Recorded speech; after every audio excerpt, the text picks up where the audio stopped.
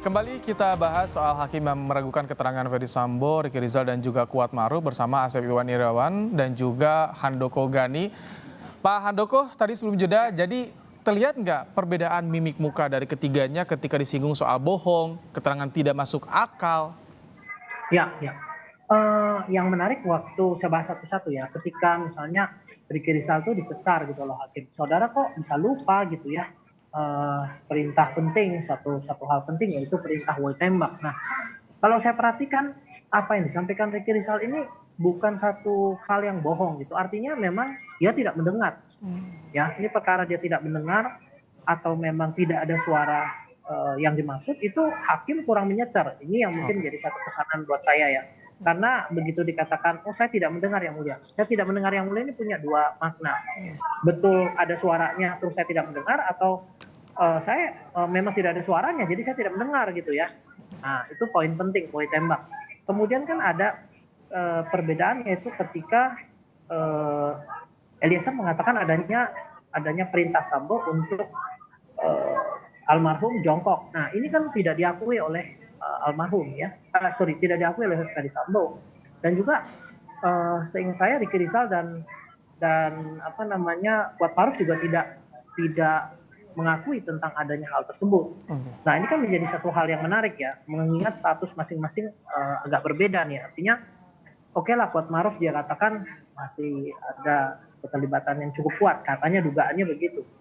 Tetapi kalau kita lihat Ricky Rizal kan relatif tidak ada, lebih kecil lah, bukan tidak ada ya.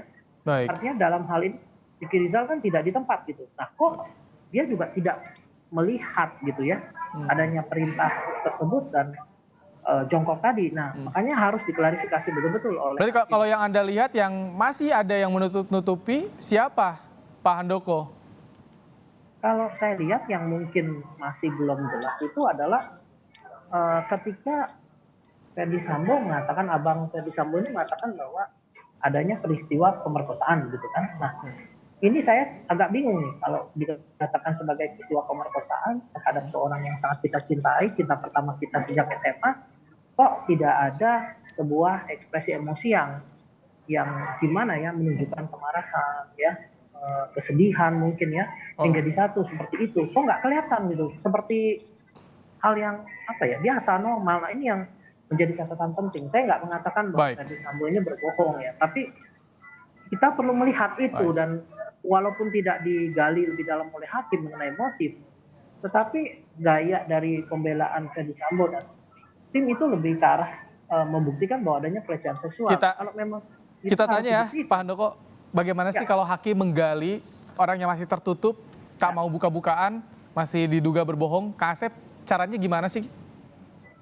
Ya, jadi berbagai macam cara hakim untuk menggali keterangan saksi maupun terdakwa itu memang diajarkan baik psikologi hakim bagaimana cara bertanya.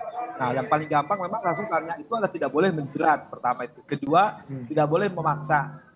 Ketiga tidak boleh menekan. Nah kalau saya biasanya bertanya muter gitu kan, diajak dulu ajak suasana dulu psikologi hakim psikologi biar dia tenang menjawabnya, atau diajak bercanda dulu. Nah kalau diajak bercanda sudah tenang, nah baru ditanya, tapi ditanya tuh jangan ngelantur gitu kan, langsung ke sasaran.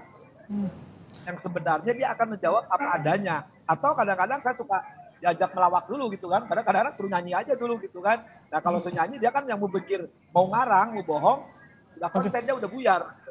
Kayak kemarin soal keceplosan itu Kak Asep, berarti itu yang situasinya psikologinya membuat terdakwa ini tenang dan itu bisa mengeluarkan semuanya gitu? Tepat, jadi jaksanya itu kan jaksa pengalaman, jaksa senior ya.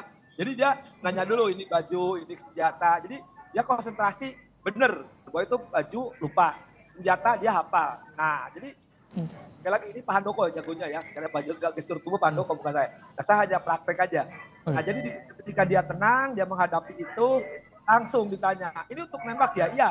Nembak Joshua tanpa disadari dia nembak ya sudah masuk. Nah itulah yang kadang-kadang pertanyaan terakhir, tapi karena sebelum pikirannya kita tenangkan dulu, dia bikin cerita, jangan dibikin dia untuk berpikir gitu. Kemarin bagus tuh pertanyaan jaksa itu bagus sekali ya. Jadi, nah, berapa senjata terus?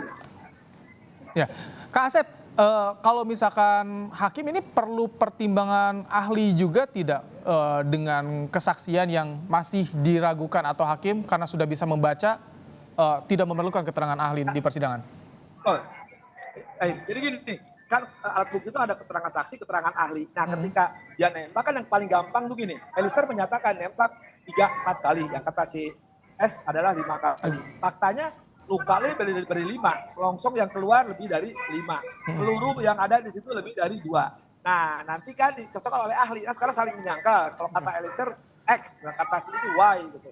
Gampang nanti kata ahli ahli forensik ini lukanya lebih dari 5, berarti penembaknya lebih dari kali ya. Kemudian peluru selongsong ini jenisnya berbeda, jenisnya bukan pakai Eliezer.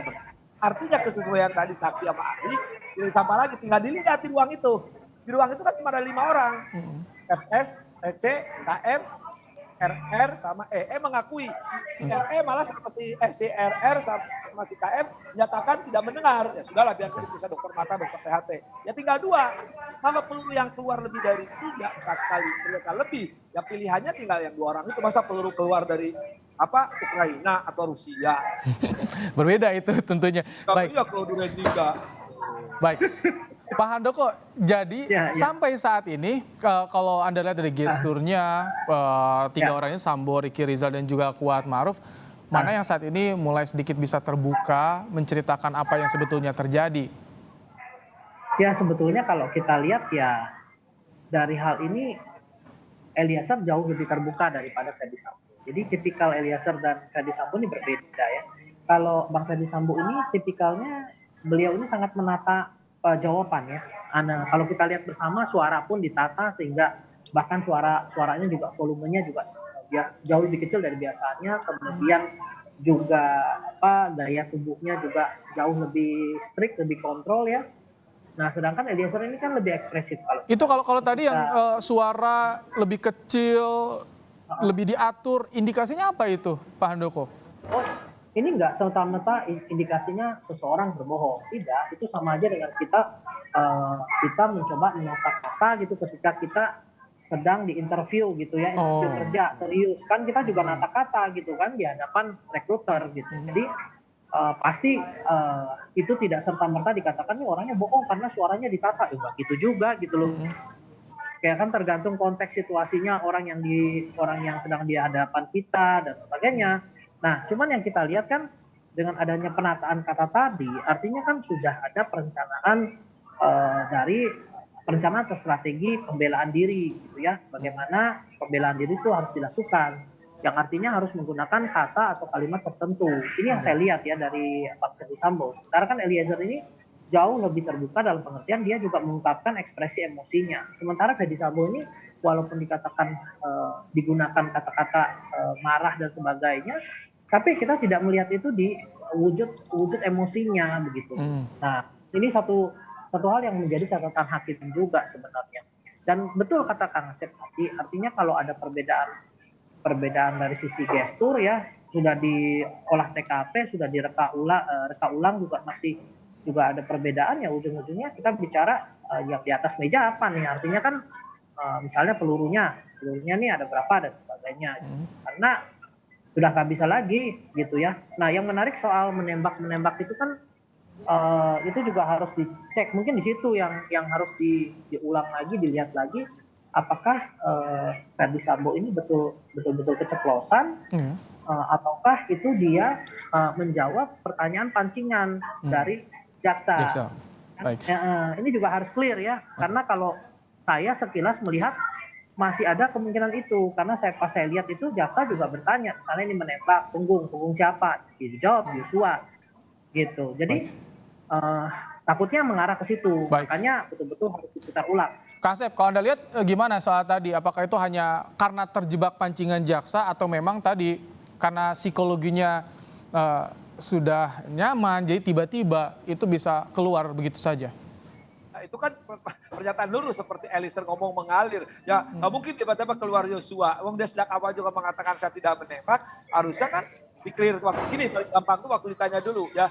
Ada pertanyaan ya dari jaksa, kemudian bisa jelaskan katanya kan. Wah, berarti kan dia juga tidak menjelaskan. Cuma setelah itu dia kaget kan. Karena mungkin keceplosan dalam tanda petik, ya bukan keceplosan menurut saya, itulah mengalir Spontanitas adanya. ya. Betul, spontanitas dalam arti emang keluar dari hatinya. Itulah mungkin satu-satunya kejujuran yang terucapkan di persidangan. Kang Asep, susah nggak sih menggali kejujuran dari yang berperkara itu, memainkan psikologinya agar mereka terbuka, Kang Asep? Ya tadi hakim itu jam terbang seperti gini, bengkel, kemudian Anda juga reporter bagaimana menggali narasumber kan. Hakim pun sama, sebenarnya hakim banyak belajar juga dari jurnalis ya, bagaimana menggali narasumber, bagaimana menggali saksi, menggali terdakwa di ruang sidang. Memang itu butuh, memang di panggung kuliah nggak ada, itu hanya diajarkan di pelatihan hakim dan dapat dipraktek jam terbang. Yang ini secara ilmunya dipelajari oleh Pak Handoko Gani. Kami kan hanya dalam praktek. Nah sekarang kan ada keilmuan yang muncul baru, gestur tubuh itu kan maaf ya, kelompoknya Pak Handoko Gani ini kan yang sekarang bisa membaca dan menuangkan dalam bentuk ilmiah. Kalau kami kan spontan alami aja nanya orang tuh, misalkan gini, ya, oh ini jujur nggak jujur, gampang kok. Itu tuh insting hakim udah keluar dengan sendiri. Istilah orang suka nyebut, itulah ya.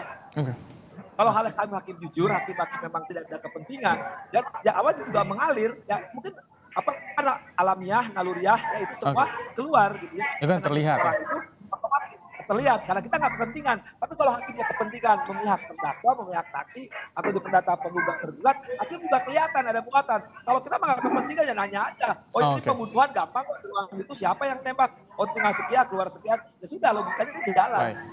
Baik.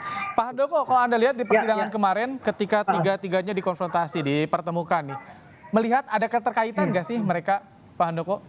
Tadi Sambo, Ricky Rizal dan Kuat Maruf terlihat masih kayak ada pengaruh Sambo di situ.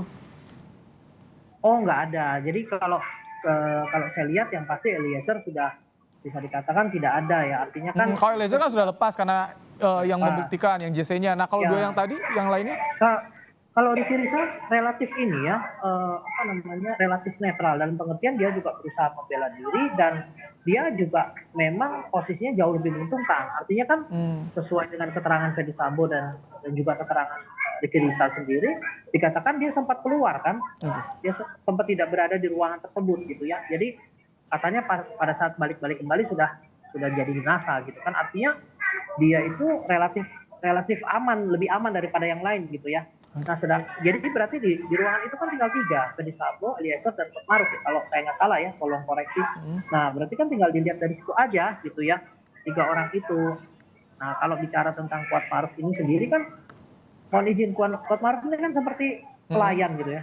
Artinya kan ini juga perlu disingkapi dengan betul-betul jernih ya. Artinya apakah Kuat Maruf ini seorang yang intelektual, seseorang yang punya niat sendiri, ataukah dia seperti pelayan rumah tangga pada umumnya gitu, disuruh gosok-gosok, disuruh ngepel-ngepel gitu ya, disuruh berdiri di situ berdiri gitu. Jadi dia nggak tahu apa-apa gitu. Pak Handoko Gani, pakar mikroekspresi, dan juga Kang Asep Hewani Irawan, mantan hakim, pakar hukum pidana, terima kasih telah berbagi pandangan dan juga pendapatnya dalam program Kompas Petang sore hari ini. Sehat selalu Bapak-Bapak, terima kasih. Terima kasih.